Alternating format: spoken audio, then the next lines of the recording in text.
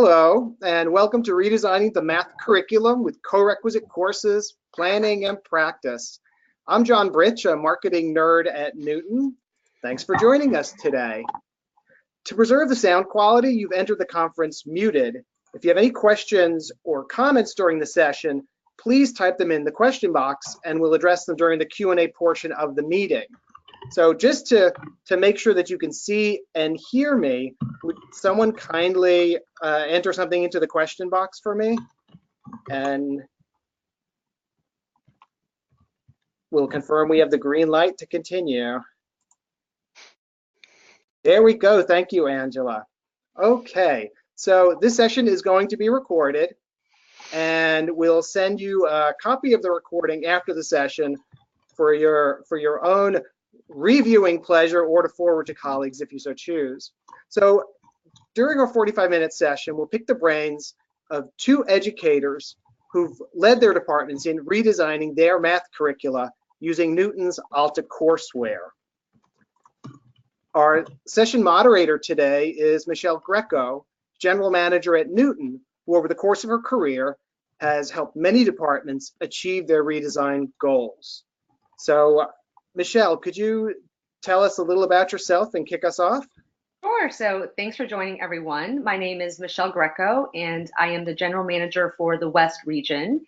And I joined Knewton about 13 months ago and lead a team of executive directors from California all the way over to Texas.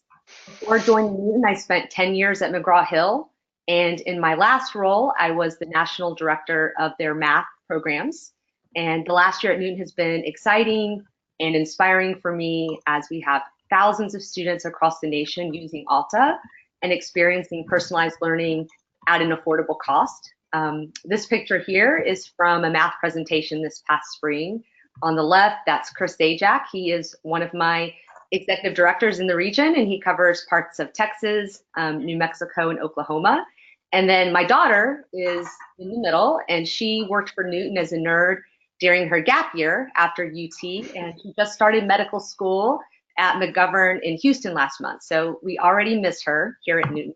I have always been very passionate about helping students, specifically in mathematics, which can sometimes be that course that holds students back from their dreams and their goals.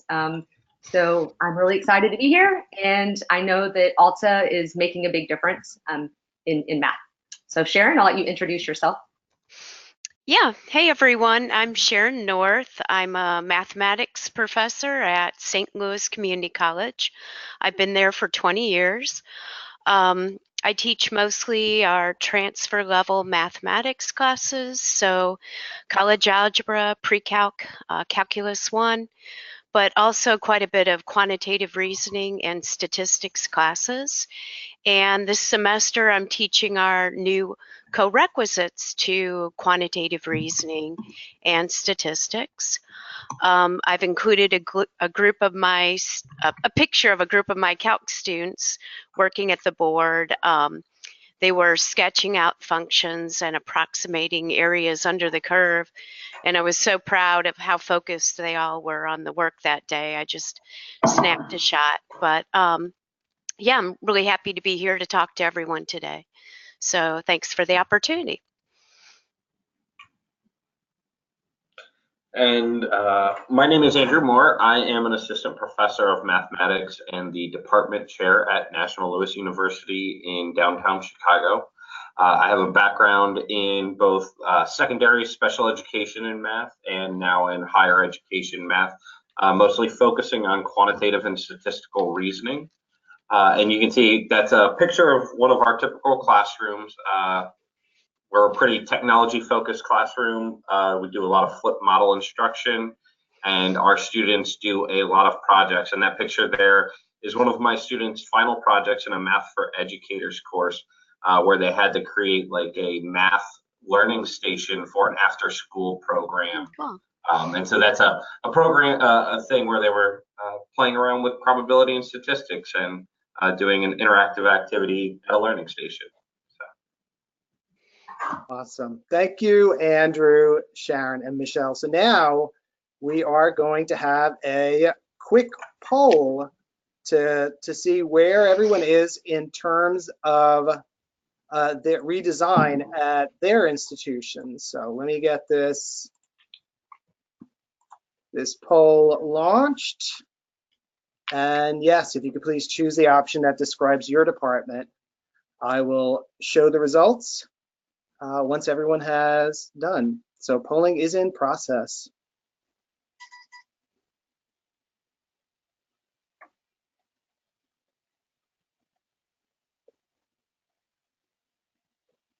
Results are coming in.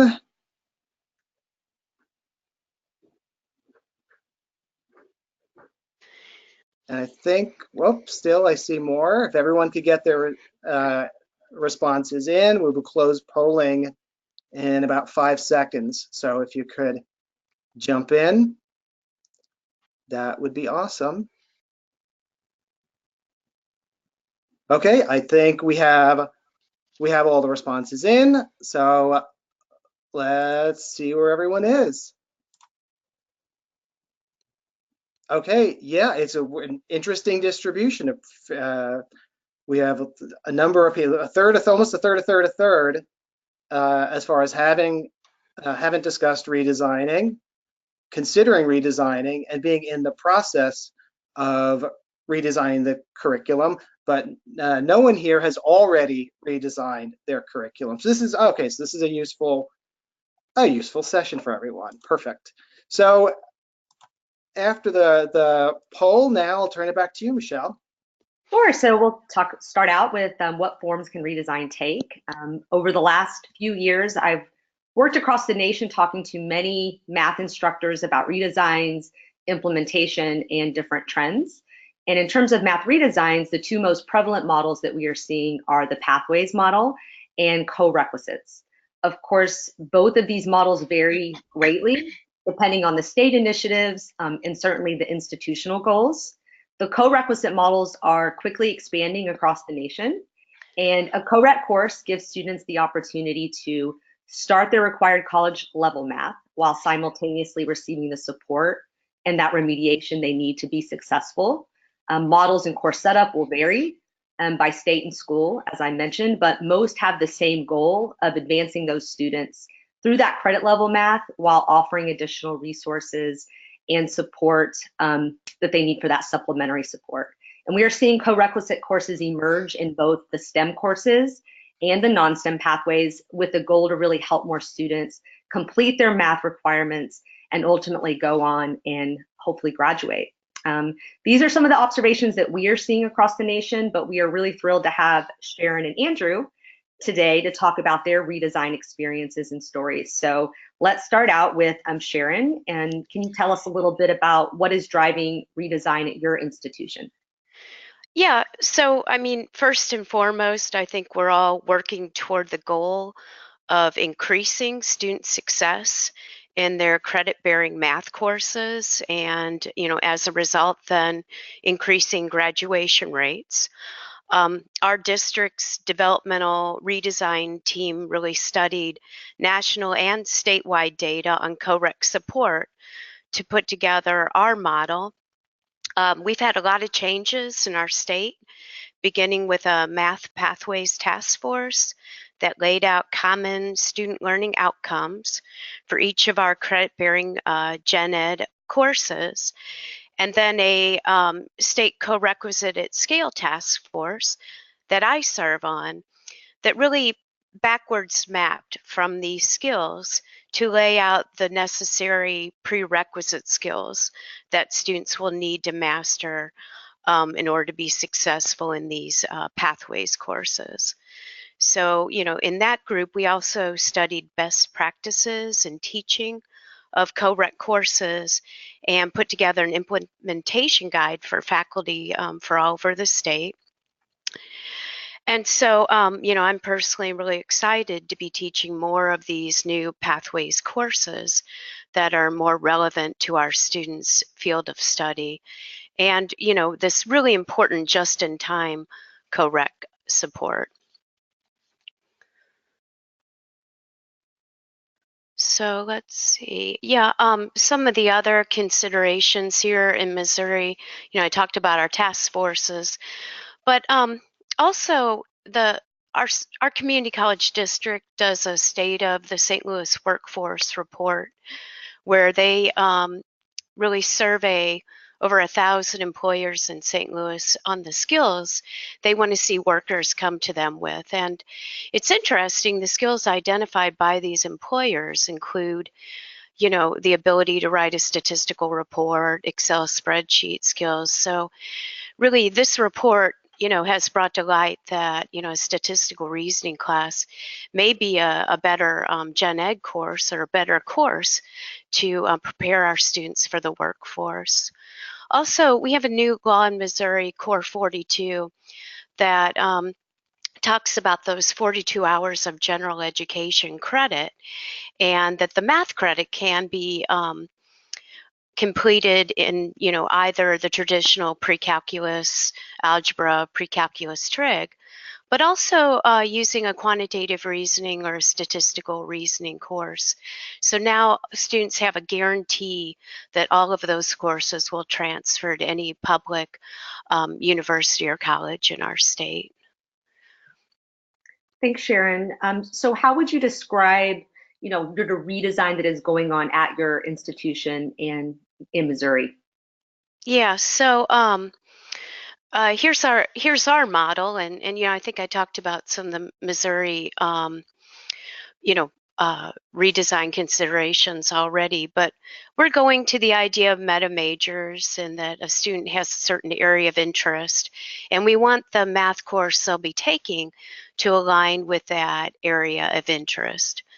So for our stats and QR classes, we're teaching a co-requisite course.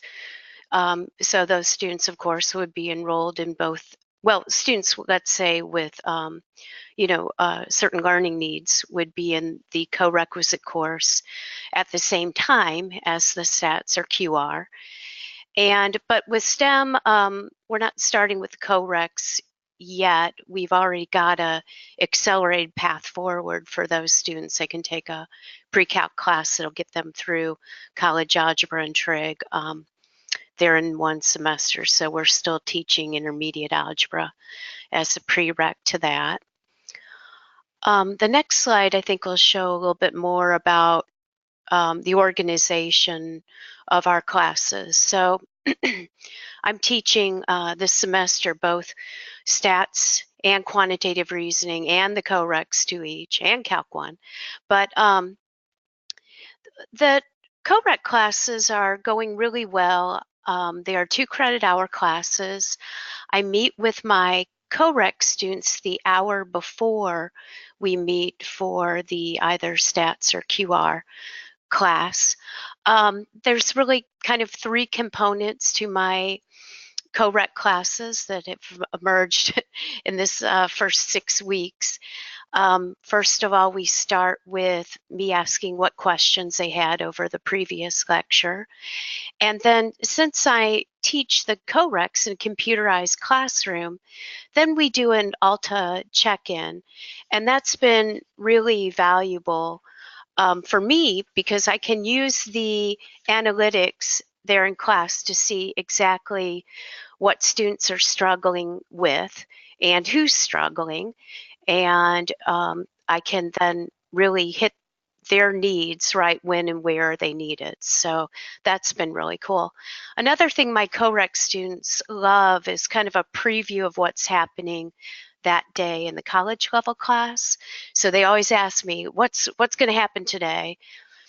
And so I'll give them a little, 5 or 10 minute preview of what's going to happen in class today.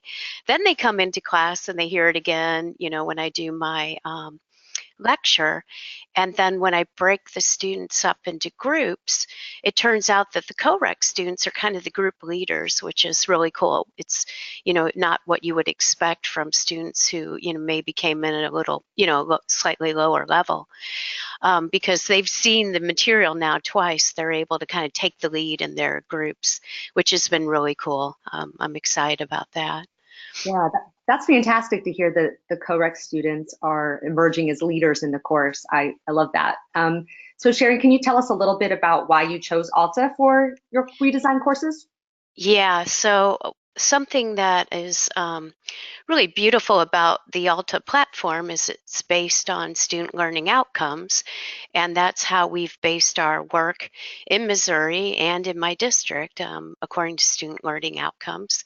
So in just a minute, I'll show you more how I map that out. But you know, our students struggle with finances, so I had started using OpenStax text probably 2 years before, and I was really needing a courseware for my students, and that's how I found Alta. And really, you know, it's the only option that I was able to found that was adaptive in nature and could adjust to my students' areas of weakness and provide them the support right when and where they needed it. And yeah, as I mentioned before, the analytics are really cool, and I know Andrew is going to show a little bit more about that as we talk today about, you know, how I can see students who's struggling and with what and what their levels of mastery are on each of these, you know, student learning outcomes that are so important to us. Great. Can you tell us a little bit about how you aligned your SLOs for the state of Missouri in Alta? Yeah.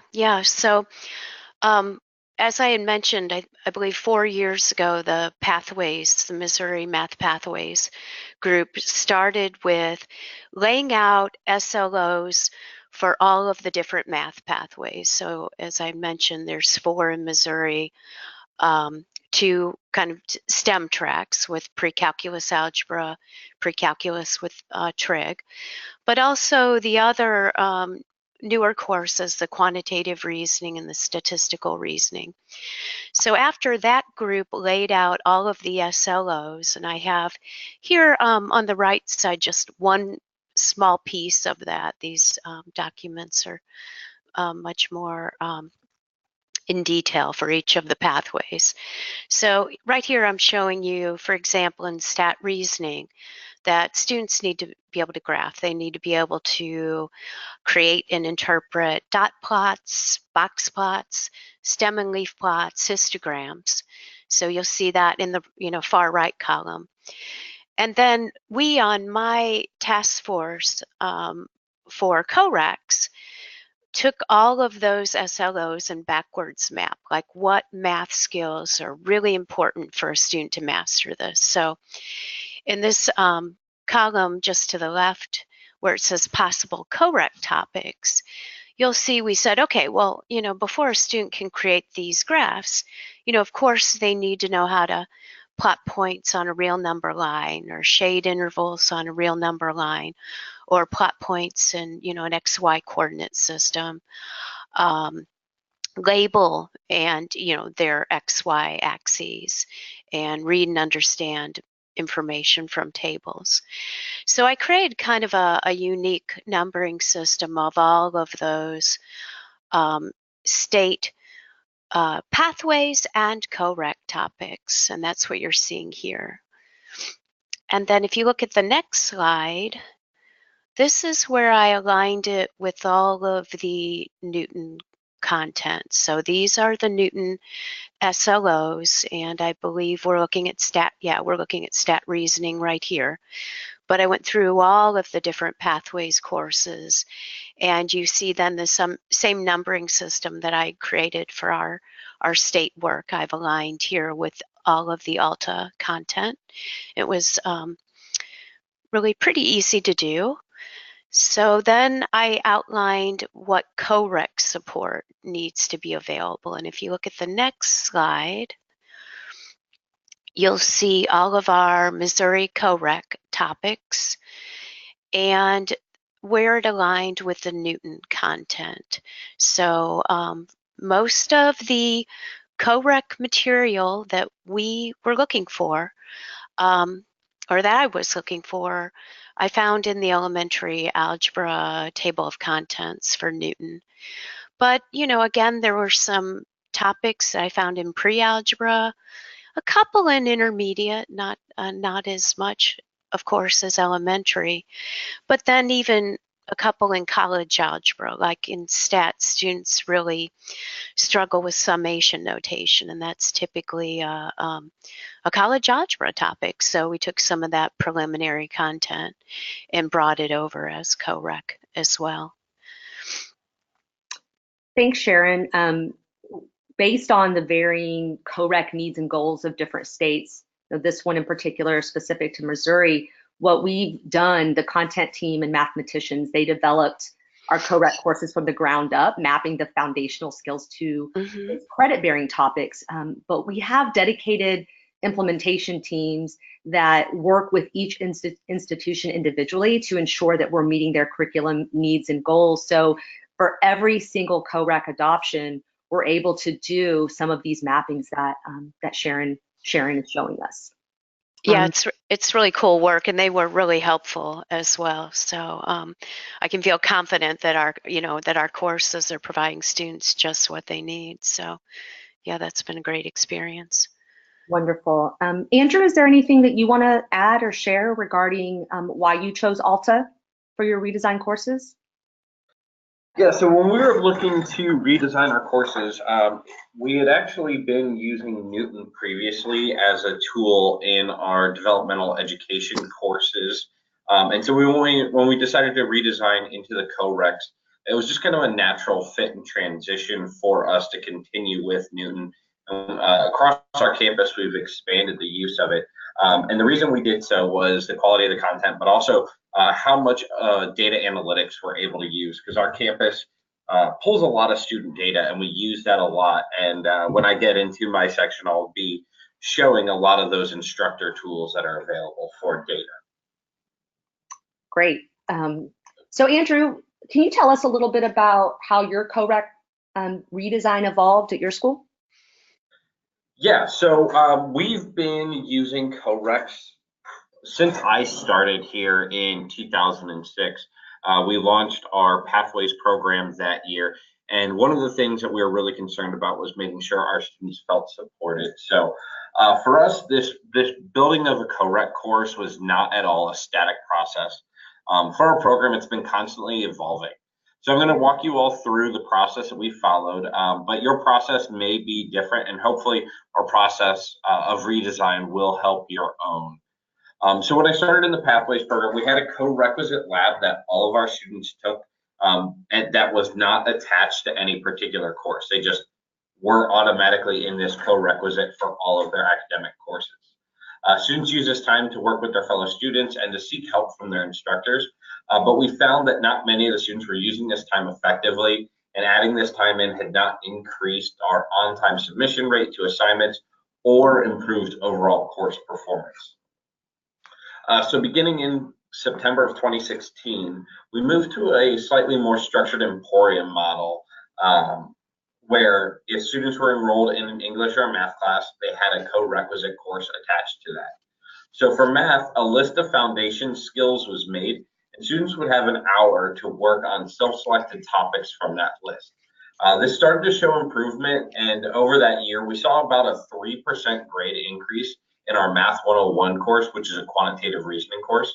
And that change was moving our average grade from a 69% to a 72% average grade. And so in that model, it was a 4 quarter credit hour and a 1 credit hour course co-requisite model that we were doing. So we continued with that 4 quarter hour plus 1 quarter hour co-requisite model using Knewton into September of 2017, but we moved away from the Emporium model. The Emporium model made tracking data difficult and measuring how effective this time was being spent by the students. So we then created a course for each math course, which lined up week to week with the material covered in their course. And each week they had 1 foundational skill and 1 expansion skill to work on. So for example, when they were working on the normal distribution in their statistics class, the foundation skill was a review of basic probability. And then the extension was using that normal distribution and finding probabilities using the standard chart. So now this, sorry. Oh, go ahead. So now we have our current model, which on the next slide here. So we moved back to our Math 101 course being a 5-quarter credit hour course, with the co-requisite being a 0-quarter credit hour course. But to keep stakes into that class, 10% of their course grade in the Math 101 course will come from that co-requisite course. So the way that we have this course designed, it's going to start with a 30 to 45-minute structured review run by the course facilitator using data pulled from the Alta platform. So these will be identified through email sent out automatically by Knewton and by pulling data from our master course. This really allows us to focus in on specific learning objectives that the student body as a whole struggled on in that Math 101 course from the previous week. In their Math 101 classroom, they may have already reviewed that material again with their classroom instructor, but this gives them another opportunity to learn this material that they're struggling with, and it has the benefit of being through a different instructor and therefore having a different voice or teaching style, exposing them to that material. So following that review, then the students still spend an hour working in Knewton, and this time the materials are designed to build upon gaps in the student's math education. So this will really focus on building foundational math skills needed for success, such as operations with fractions, exponents, and elementary algebra. We work to create a skills arc that shows us a path of prerequisite skills that students need to be successful in their Math 101 course. And we planned out a schedule in our co-requisite to make sure that we're covering those topics the week before they're needed in class. This gives the students time to build those skills needed while also having it fresh in their minds. In the weeks covering probability, there's a large focus on operations using decimals and fractions, since these are needed skills to succeed in probability. The final 90 minutes of the course will be small group workshops, which they solve problems meant to build upon these foundational skills, as well as extend the ideas covered in class. So to continue kind of the preview of how we run our probability unit, while in that 1 hour skill refresh and development, the students are working on fraction and decimal operations, the workshop would go back to some basic probability topics that the students may already be familiar with, and refresh and expand on those ideas.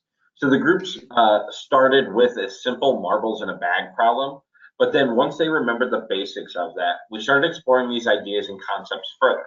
So we'll give them a total number of marbles and the probability of each, and then have them work backwards to find out how many of each color marble they would need, or give them the number of just one type of marble and its probability, and ask them to find the other missing information based on these partial facts given to them.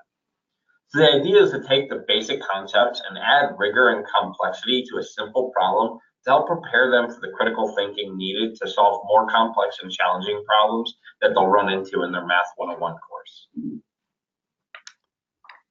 Thanks, Andrew. Much of what you're describing is definitely consistent with what we're hearing at other institutions as they move away from some of the Emporium models towards a true co-rec model using, the data-driven review and these workshops. And then one of the challenges that we hear is sometimes in relation to the logistics, the planning phase of implementing the co-rec. One instructor, two instructors, and then certainly the scheduling and the supplements. Can you show us a little bit of what you're using in some of the small group workshops and maybe the data-driven review?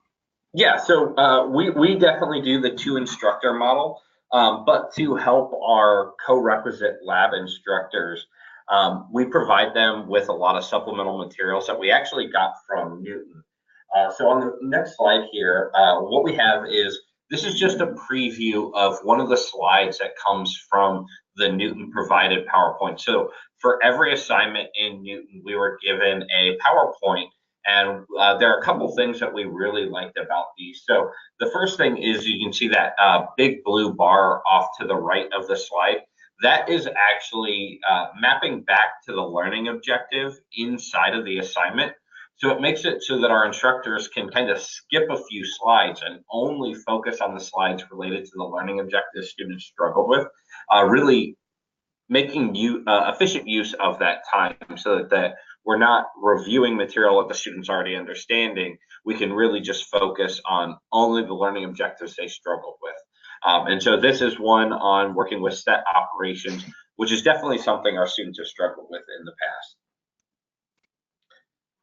And then this is a preview of some of the supplemental worksheets and labs that are provided by Knewton. And so this is a worksheet that is attached to that set operations.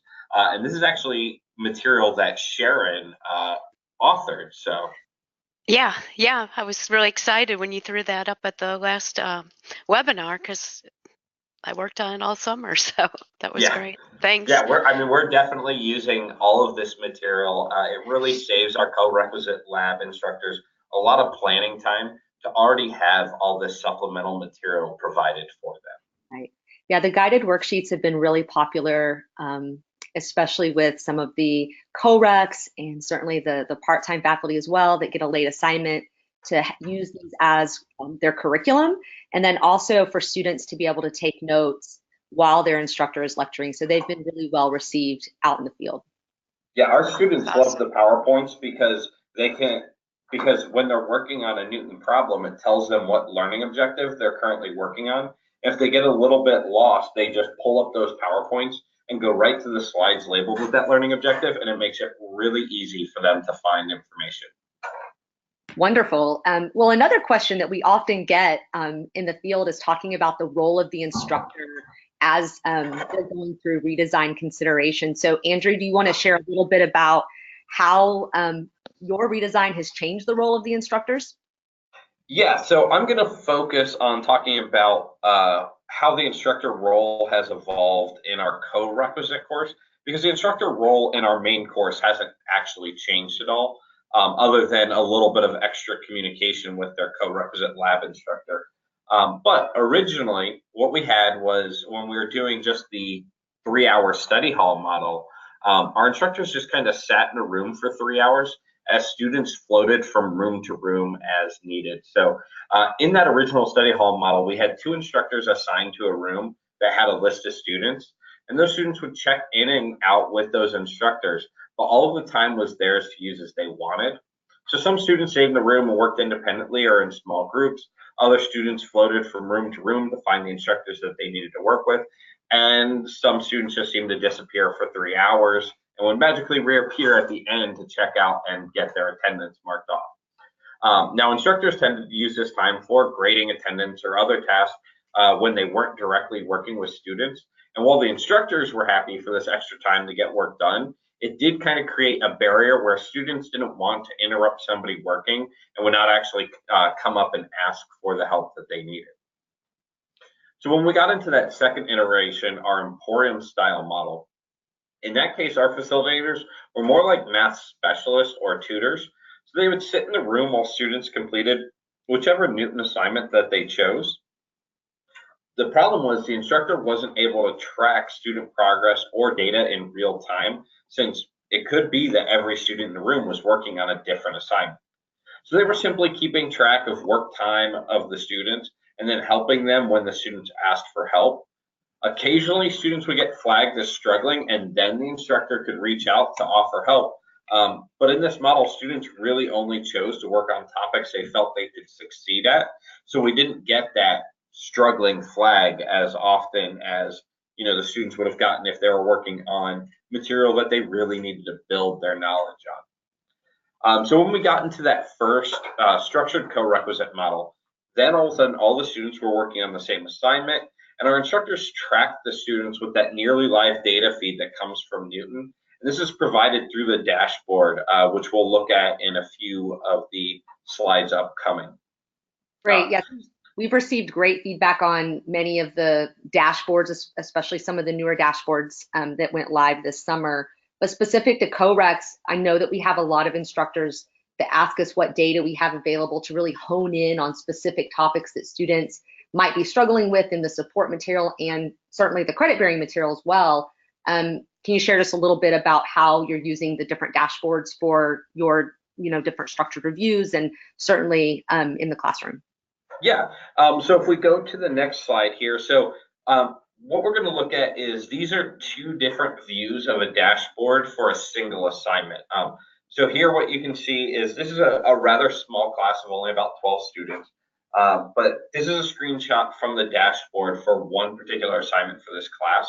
And so this is just looking at the overall progress that students are making on the assignment.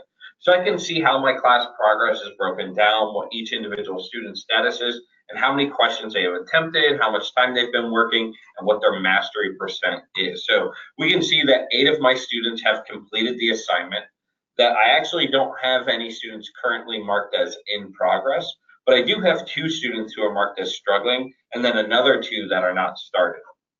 So for a larger class, this might seem kind of like a lot of data, but one of the nice things about this dashboard is if you click on any of these color bands, it filters out the student list to only show you the students that are in that color band. So when I do that, I could click on that red band that's pictured, and it would show only my 2 students struggling.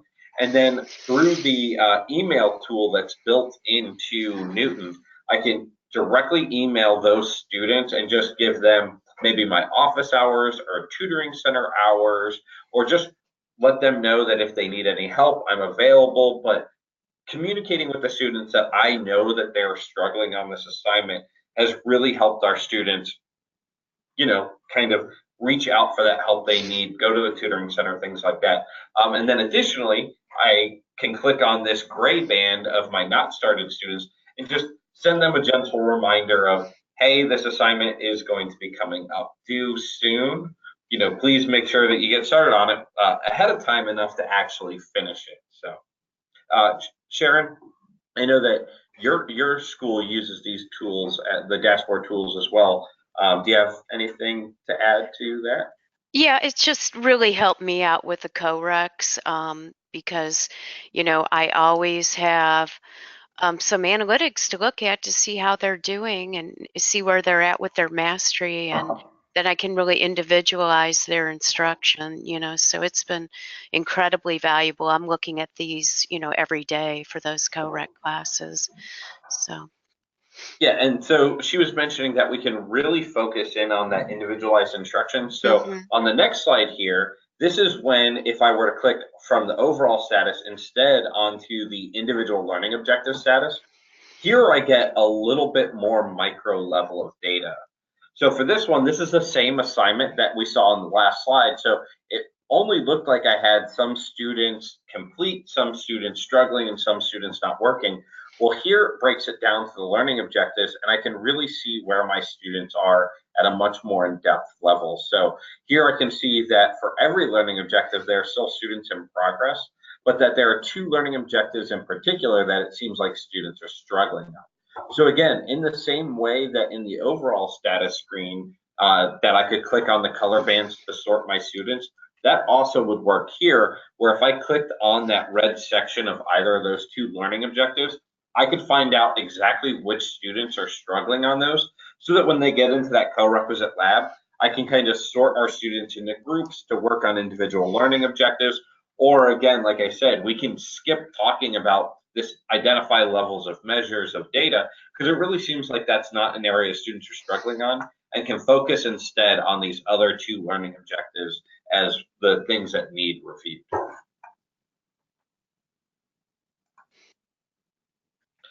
Now, this is another thing that I mentioned earlier, that Knewton does actually send out automatically generated emails pretty regularly. I have 2 classes running right now, and so I'm getting about 2 emails every day or every other day from Knewton that are these top challenging learning objectives by assignment. And so what this does is it breaks down for week by week and assignment by assignment, and it lets you know where you have struggling students. So I can see that on the assignment for line and bar graphs, I had 1 student who was struggling on choosing appropriate graphs and charts to display data. And then in the histograms and frequencies, I have a couple more students struggling on learning objectives there.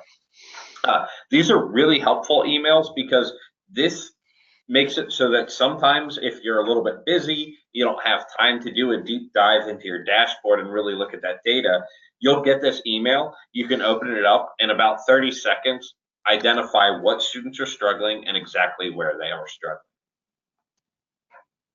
Thanks, Andrew. So we have one last question for both Sharon and Andrew, and let's talk to Sharon first. What advice would you give instructors going through co-requisite redesigns?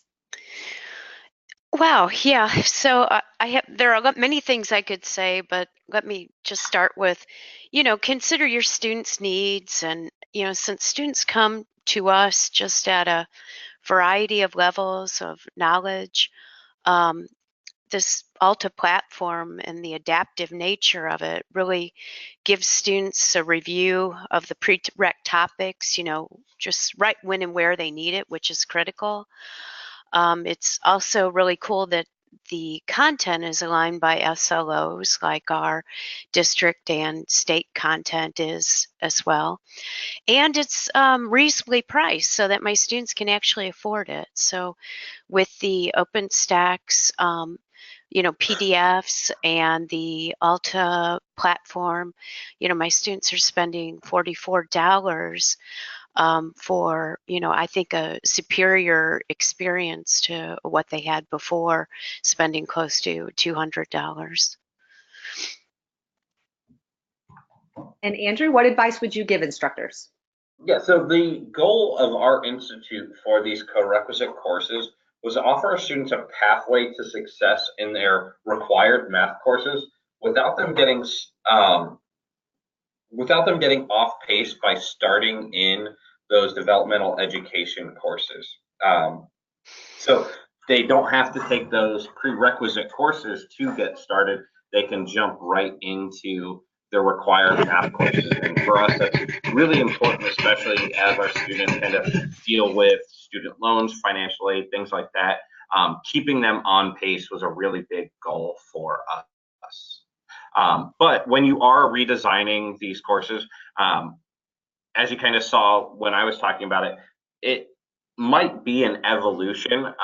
Your first idea might not be the best idea or the one that offers your students the most success. So do plan to be flexible and plan to make changes over time to really adjust your co-requisite course to meet what your student needs are. Thank you so much, Sharon and Andrew, for sharing your stories. So now we have a few minutes left for questions. John? Sure, please type your questions in the question bar. And we have a couple of questions already. How do you place students into the co-req support? And can students self-select if they weren't placed there? I can address that. We've moved to multiple measures for placement. So we're not just using, a placement exam. We're using high school GPA, whether they took 3 or 4 years of high school math, ACT scores. So any student could take a co-req course that wanted to. I haven't seen a whole lot of that yet. Most of my students were placed into it, but that would be, available to them if they wanted to enroll in one. Okay. So at our institute, what we have done is we just automatically enroll all of our students into the co-requisite. And we do offer a way to be excused from it, and that is we do have a diagnostic exam that we give them. If they score high enough on that diagnostic test and they have a high enough current GPA in college, then they are excused from that co-requisite. Here's an interesting question. Do students complain about having to take a co-requisite course? My students aren't complaining, but my students feel that the time is worth it because we get through. It really helps them with their homework. So, and just mastering the whole, it's a challenging course. Both our stats and QR classes, so they really need that support. Yeah, I mean, we just finished up our second week of our fall term. And I know in the first week, our students were like, it really feels like I'm taking 2 math classes. Why am I taking so much math? But then when we were working in class this week on a lot of geometry problems, and they had to do some algebraic manipulation of those geometric formulas to find information, they were really happy that in their co-rec course the week before, they had been working on evaluating algebraic expressions and doing a little bit of simplification. They all realized, oh, this is meant to make my required math course easier for me by, previewing the skill I'm going to need, so that when I get to class and apply that skill to something new, I'm not trying to learn two things at once. So this week I definitely saw a change in attitude of they were all really happy that they had that early exposure. Super. Okay, last call for questions. Going to give it a few seconds. And that seems to be it. And we are at time. So thank you, Michelle and Sharon and Andrew, for helping us out today. And thank you for everyone for attending. We're going to send you a link to this recording in an email. You can reply to that email to ask a question, to request a demo, or get access to a preview course. And you can also visit our website for information. And that's it. Thank you, and have a great day, everyone. Have a great weekend, everyone. Everybody, goodbye. Bye. Go Cards.